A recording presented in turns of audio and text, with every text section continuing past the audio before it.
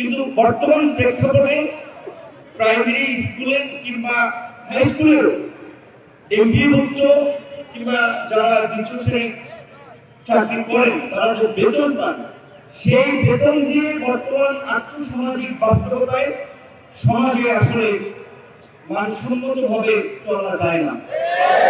কথা সবাই বলতে পারে যে টাকা দিয়ে তো সম্মান হয় না, টাকা দিয়ে সম্মান হয় না, সেটা ঠিক আছে, কিন্তু এই সমাজের সাথে সংগতিপূর্ণ ভাবে চলার জন্য অর্থ একটা বড় ফ্যাক্টর।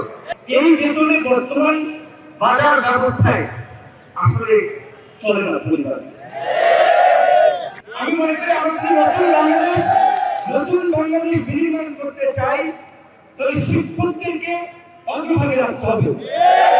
নতুন বাংলাদেশ বিনির্মাণ করার জন্য সর্বপ্রথমে শিক্ষকদেরকে ফ্যাসিলিটি